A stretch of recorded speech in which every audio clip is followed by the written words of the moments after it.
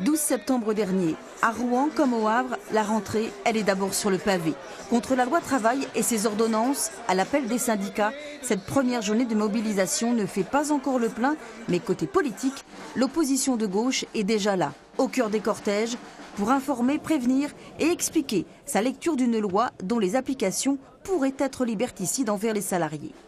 Aucun salarié n'osera tenir tête à la demande du patron qui dira qu'il faut faire un accord d'entreprise pour que ça coûte moins cher, etc. Même des patrons gentils qui voudraient tenir une éthique salariale, des règles, des conditions de travail de bonne qualité et tout, seront soumis à leur donneur d'ordre qui leur expliquera.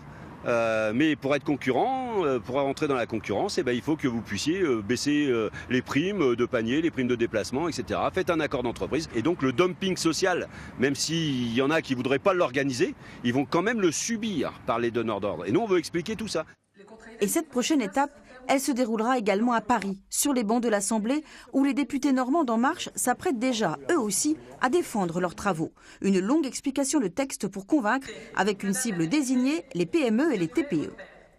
On n'est plus forcément dans les canaux habituels de l'intermédiation syndicale, c'est-à-dire qu'en fait, on va aller chercher des endroits, les petites entreprises, les TPE et les PME, où il n'y a pas forcément de représentants syndicaux. Et là, on va donner le pouvoir aux salariés, aux acteurs de terrain, de négocier entre eux. Et c'est ça, pour moi, vraiment la réforme importante.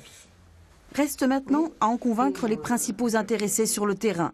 Ces rendez-vous importants se préparent certes en coulisses, mais ils devront sans doute s'adapter au front social en pleine mobilisation.